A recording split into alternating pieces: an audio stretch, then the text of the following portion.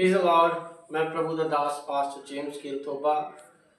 मैं आपके साथ परमेश्वर का वचन शेयर करना चाहता हूँ जो परमेश्वर ने मुझे दिया कि जब हम परमेश्वर को ग्रहण कर लेते हैं तो हमारा जिम्मेवारी, हमारी रिस्पॉन्सिबिलिटी और बढ़ जाती है और हम शारीरिक अभिलाषाओं से भागना शुरू करते हैं, क्योंकि वचन में लिखा है जो शरीर पर मन लगाता है उसके लिए मृत्यु है।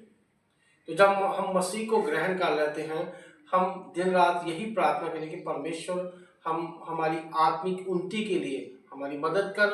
और मैं आपके लिए एक वचन पढ़ूंगा, रोमियो 8 अध्याय उसकी 6 आयत में ऐसे लिखा हुआ है, शरीर पर मन लगाना तो मृत्यु है, पर आत्मा पर मन लगाना शांति और जीवन है। अगर हम शरीर की बातों पर मन लगाएंगे हमारे लिए मृत्यु है।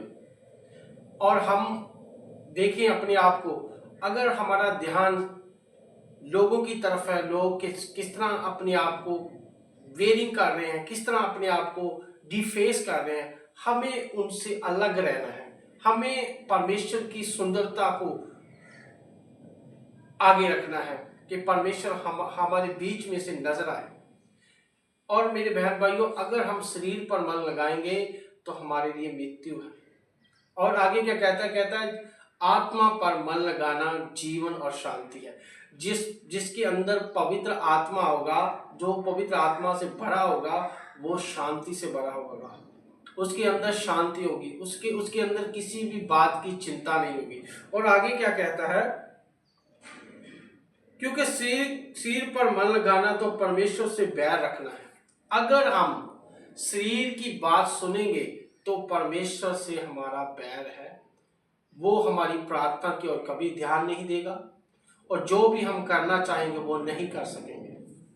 और शारीरिक इंसान सिर्फ अपने बारे में सोचता है, आत्मिक इंसान दूसरों के बारे में सोचता है। शारीरिक इंसान अपनी उन्नति के बारे में सोचता है, अपने खान पीन के बारे में सोचता है, अपने वेयरिंग करने के बारे में सोचता है, मगर आत्मिक इंसान दूसरों के लिए सोचता है। आत्मिक इंसान दूसरों के लिए प्रेयर करता है। आत्मिक इंसान का शाइनिंग दूसरों तक चाहती है। आत्मिक इंसान की बोलचाल, आत्मिक इंसान का देखना दूसरों की तरफ चाहता है। मगर शारीरिक इंसान सिर्फ अपनी सोचता है, वो अपने खान पीन के बारे में सोचता है। और मेरे बहनों भाइयों, कहता है पालूस क्या कहता है 7 अध्याय में 8 की 7 में, जो शरीर पर मन लगाएगा उसके लिए मृत्यु है और वो परमेश्वर से बैर रखता है। और आगे क्या कहता है, और जो शरीर की दशा में परमेश्वर को प्रसन्न नहीं कर सकता।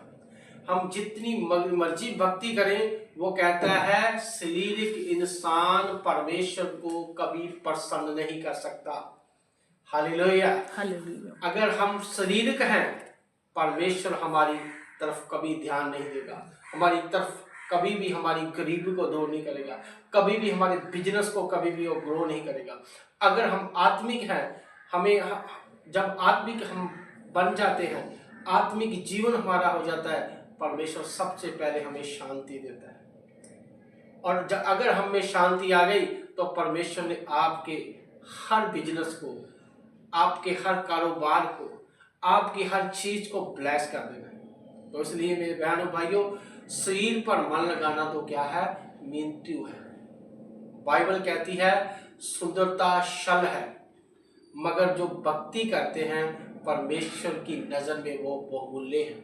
तो मेरे बहनों भाइयों, अगर हम शरीर पर मन लगाएंगे हमारे लिए मृत्यु है, अगर आत्मा पर मन लगाएंगे तो हमारे लिए जीवन है। और मैं आपके लिए प्रार्थना करता हूं, जो लोग शरीर के अनुसार अपना जीवन व्यतीत कर रहे हैं, आज से इस वचन को अपने जीवन में ग्रहण कीजिए और परमेश्वर की शांति लीजिए। और अब आपके लिए मैं प्रार्थना करता हूँ। स्वर्गीय पिता, मैं आपका धन्यवाद करता हूँ इस वचन के लिए जो आपके दास पालूस ने रोमियो 8 अध्याय उसकी 6 आयत में लिखा हुआ है कि जो शरीर पर मन लगाता है उसके लिए मृत्यु है, उसके लिए जीवन नहीं है।